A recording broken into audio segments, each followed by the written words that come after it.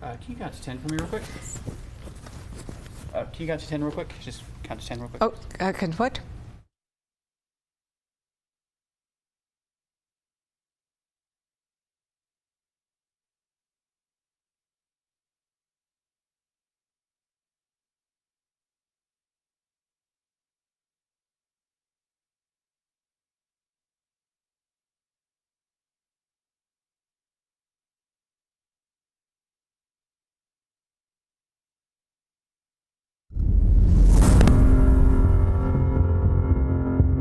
One year since the nightmare began, New Mexico is still reeling from the worst wildfire season we have ever seen.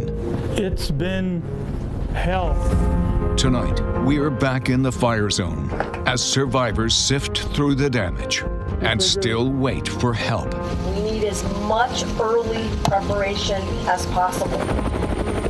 And how do we prevent the next disaster as we enter fire season again?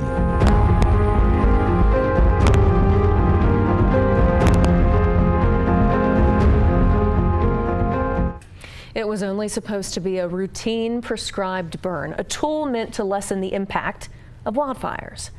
Instead, the flames lit by the U.S. Forest Service went out of control. And here we are 1 year later with thousands of New Mexicans still trying to rebuild their lives. Our governor estimates about 15,000 are still displaced. And even for those who still have a roof over their heads, their home and their way of life is never going to be the same. Ryan Laughlin shows us how one farm in that burn scar is still waiting for any kind of help. There is evidence of one disaster after another in the small communities on the eastern slopes of the Sangre de Cristos. It's been hell. Sandbags still line the streets, but the flood of pain. By that control burn, nos metieron buena We've been screwed over. For people like Max Garcia, is still fresh. It's been very disappointing, very demoralizing, very depressing. Garcia describes himself as a lifelong rancher and farmer.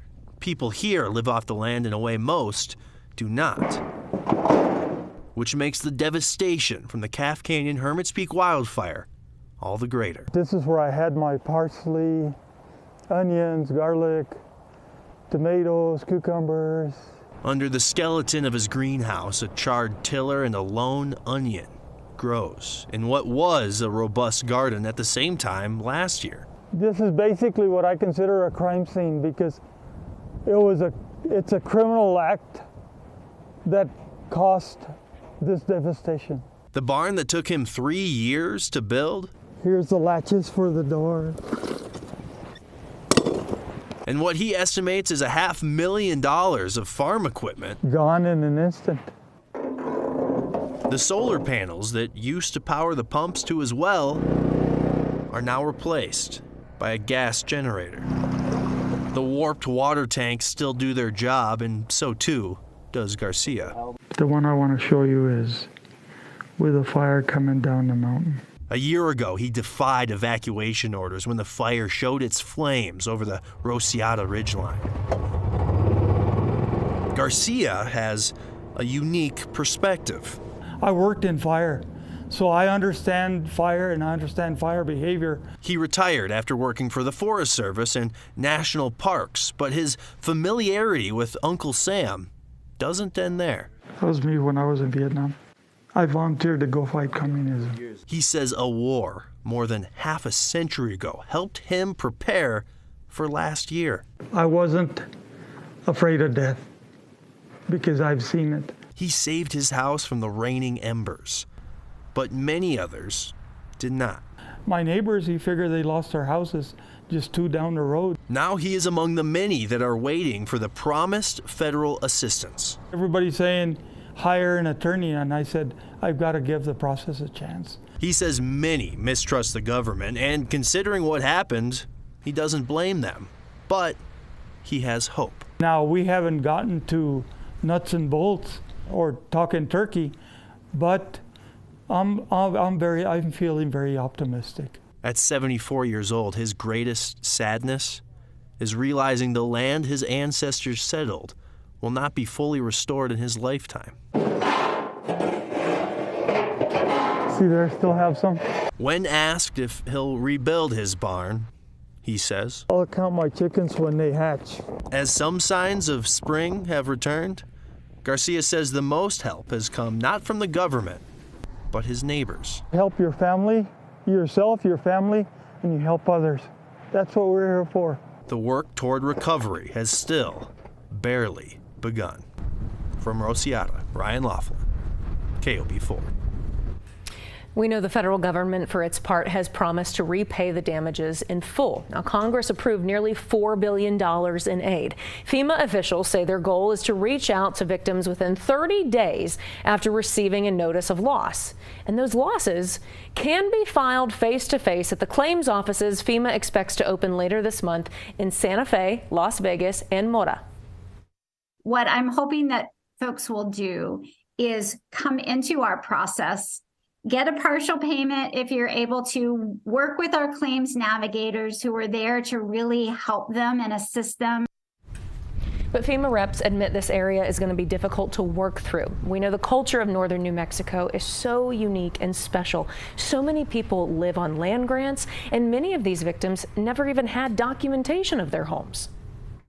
There are other ways to document home ownership other than having a deed in hand. And so we're working through making sure that there's options available to folks so that we can best accommodate those needs. And representing that part of New Mexico is Congresswoman Teresa Leger Fernandez. Congresswoman, thank you so much for taking some time and being here to talk about something that is really impacting so many people and it's a unique situation, as we talked about. We know the federal government has promised this help, but what can you speak to as far as how things in D.C. are moving to speed up the process? So, yes, it was the federal government's responsibility because they started the fire. Absolutely. And what I say is this is what justice looks like. And it hasn't been done very often in many other places where the federal government did something wrong and then they could walk away. But not this time. We talked to everybody in Congress. We brought the voices and the stories that we've just heard about, the heartbreak. And they passed our legislation and they provided $3.95 billion to compensate people. The issue is how quick can we get it to the people? And I think that's one of the things that is the concern. Any new updates as far as we know those remote field offices are going to be setting up, but anything else that you can update us regarding speeding up that help to come? So we now have already had about 492 claims of losses have already been filed. Okay. And they are now reaching out with navigators to everybody who's filed a claim of loss, a notice of loss. And whereas they do that, we want to make sure that they're moving forward on the final regulations. People can file their notices now. The quicker they get those notices in, then they can start working through the process. So we are encouraging everybody, get your notice of claims in. You can always expand it, add to it later on, but let's get that process started because I want people to start receiving the benefit. There might be simple claims that say, you lost a truck, we know how much that truck costs, let's get you that money right away. That's one of the ways that we're thinking about speeding up the process. Get it documented, of course. Let's talk a moment about prescribed burns. Like you said, the U.S. Forest Service prescribed burns started this nightmare for us. We know that forest managers, prescribed burns are a valuable tool to clean out what can cause wildfires, but what is happening on the federal level to create more accountability for when things don't go as according to plan? Well, and they didn't go according to plan this way, right? And so we demanded that they do an investigation into what happened wrong here.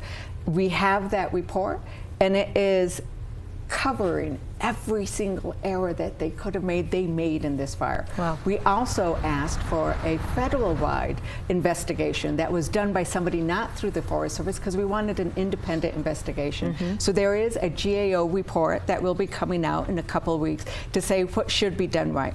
The Forest Service have changed their prescribed burn requirements. And so they are now working under a changed, heightened, sort of more scrutiny prescribed burn regimen. So they're not using like what they did last time. They used old data. Yeah, it was outdated. Exactly. So we're hoping that both of those two efforts, the what they're pushing within the Forest Service, and then that outside look will lead to more safety. We don't want any community to go through this again. No, absolutely not, especially when the conditions are there, the criteria is there. Congresswoman, thanks as always. You've been more than accessible in our questions and getting help to these folks, and we'll be keeping touch with you as we continue the process. Thank you. Because we want to make sure nobody feels like they're forgotten. New Mexico, northern New Mexico, we are all still with you. Absolutely. Thank you very, very much. And on the topic of prescribed burns, Governor Michelle Lujan Grisham just signed this bill creating restrictions on prescribed burns in our state. It's already taken effect, so it means prescribed burns will not be allowed in our state when the National Weather Service issues red flag warnings. The new law also mandates precautionary measures, including coordination with local fire officials. Now, the legislature also approved some financial relief to help speed up the recovery efforts the Congresswoman was just talking about. Our state will give $100 million to the impacted communities through loans. Now, once those communities receive that federal relief money, then they will be able to use it to pay back the state. Most of the time, it was just family. And that's beautiful when you see the cooperation of our neighbors coming up and saying, hey, you know what can we help you with? Well, after the Calf Canyon and Hermits Peak fire took everything, one man's family pulled together to rebuild. Why moving out, though, was never an option.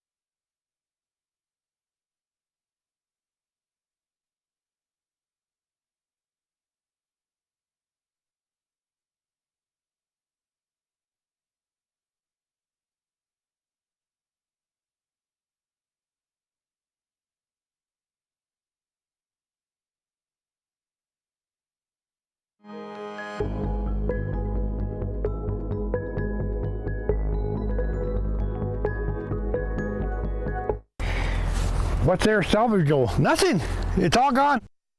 It's been nearly 8 months since the Calf Canyon Hermits Peak fire was finally out, but many are still feeling its heat. Filing the FEMA paperwork or doing your daily chores becomes so much tougher when you're displaced, you're homeless, or you're living out of just a small rickety trailer like Jerry Gomez was for a while. KOB4 photojournalist Zach Crozier met up with him at his new residence to hear his concerns going forward now. Hundreds of homes lost when the Calf Canyon Hermits Peak fire devastated northern New Mexico, and Jerry Gomez's house was directly in the fire's path. Gomez was out of state when the fires broke out, and little did he realize he wouldn't have a home to return to. His brother Silviano lived right next door. We seen the fire come right over the ridge, and my grandson, my son, and my 2 grandsons, they stayed here with me. In a last-ditch effort, the family prepped for the oncoming fire as it approached Sapaio. Silviano's house was saved. Jerry's was just out of reach. When my brother called me and said, well, sorry, brother, it's gone. So what do you do, you know? Nothing was safe. His truck, mementos, even the piñon tree that his kids planted years ago. After sifting through the debris, Jerry knew the only thing he could do was clear everything away and start over. No matter what happens, every day's got to get better. And I know that we stumble and we fall and we say, why am I having to do this? This is not right. Well, of course it's not right, but it already happened. So now what do we do? With a few lended tools, there was nothing left. No chainsaws, there was nothing. Now I got to think, oh my, what tools do I really need? And a helping hand. Most of the time it was just family. And that's beautiful when you see the cooperation of our neighbors coming up and saying, hey, you know what can we help you with? Jerry's brand new casita was finally built. This I milled on my own sawmill, a lot of the lumber that was here that was burnt, just to have something in the house that was originally from here. This is a quilt that a friend made. When I wake up, that's the first thing I want to see. Just like this big elk here with a little one inside, that means that we're going to reproduce and continue to grow. The wood stove, that's normal to us. No, we live with fire, we warm up with fire, and now it burned us. It's a glass half full mentality. Jerry admits not everybody shares. It's not easy to work through it, but that's part of it, no? Even good people get frustrated. But the people that lost everything and they can't see, they can't understand tomorrow because they're still full of hate. How do you get them out of there? While no lives were lost, Jerry says what really was lost was the hearts and culture of the rural communities. For the people that have been here all their lives on adobe buildings down the road, and now all those are gone. And now they're old enough, they're not going to make any more adobes. We have lived here forever, and we don't want to change that. We could go say, okay, we'll sell the place, and you go, no. There's too many roots here. It's very important that we continue to not forget our ancestors, not forget how we work. And every nail, every screw brings him closer to that. I can live here now. It's comfortable. A little more of the agony, it goes away now that I have all this, so it's a powerful feeling of saying, hey, I'm home, I can do what I need to do. Zachary Crozier, KOB4. State leaders say climate change already played a role in the severity of the Calf Canyon Hermits Peak fire, and a federal report shows the U.S. Forest Service was using outdated information when planning the prescribed burn that caused this mess.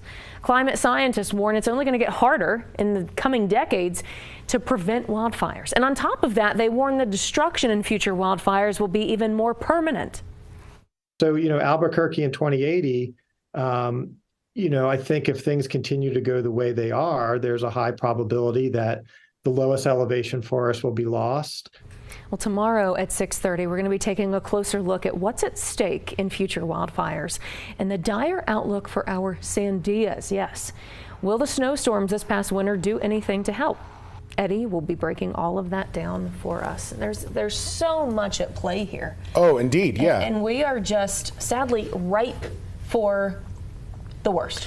And at times. I really liked what I was hearing about the way the federal government changing the way they do these things, because in this changing climate, you have to be agile. You have to be flexible. You have to change your outlook and listen to locals too. I remember the day that fire sparked, and all of us in the newsroom were saying, wait, they're doing a prescribed burn today? Are you kidding me? Yeah, I couldn't believe it. Because of the conditions. Exactly, and of course, in our 7-day forecast, we already knew almost 2 weeks before that was going to be a troubled day. So yes, I think that we are all breathing a sigh of relief, at least for today, because of the break from that wind, much deserved as we head toward the holiday weekend. Right now it's 62 degrees, the wind moving at 5 miles per hour. And if you have any sort of evening plans, or if you are going to be embarking on that pilgrimage to Chimayo, then it looks like the weather is going to be on your side. We're going to be seeing those mild temperatures even after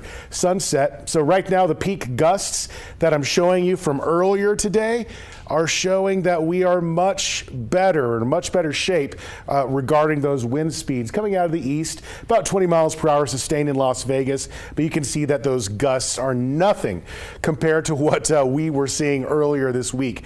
So as we head toward tonight, those calm conditions will stick around. Clouds will start to move overhead, and that means a milder night than we saw last night. Something I'm keeping an eye on is a lot of Gulf moisture. Right now it's moving into areas of South Texas and Louisiana, but as it gets closer to our southeastern corner of the state, Futurecast says that around, I'm going to say by the mid-afternoon tomorrow, we're going to start to see some real rain chances in southeastern New Mexico. Definitely a good sign as we head toward this really dry picture. And then later on in the evening, western areas of the state will start to pick up on those rain chances. Now, regarding how much rain, I don't think we're going to see very much because it's still very dry here on the surface, and a lot of that may evaporate before it hits the ground.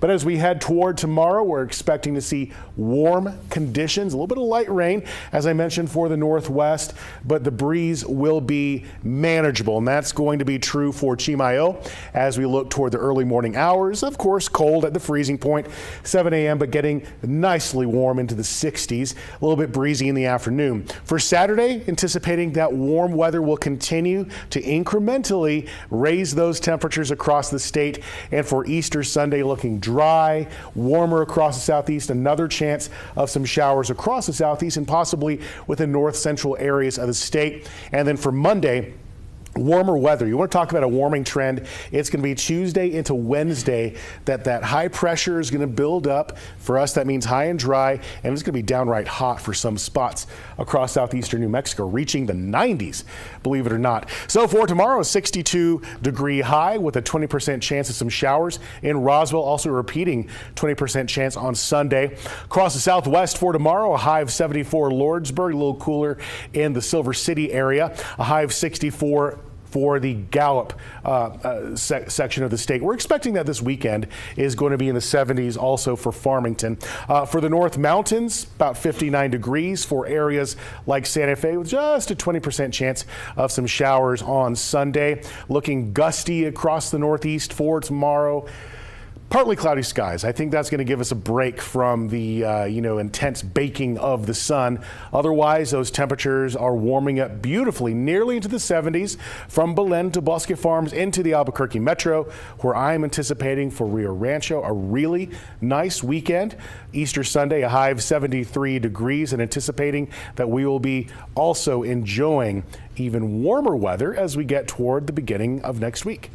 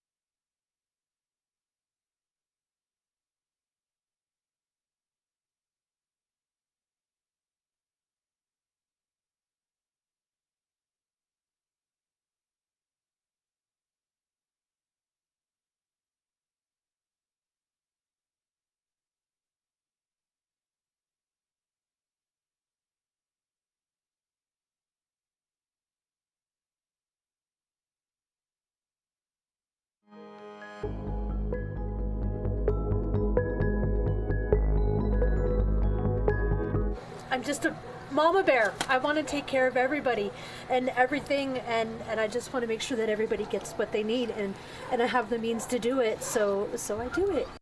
In the midst of all the devastation in northern New Mexico, you didn't have to look far to find a neighbor extending a helping hand.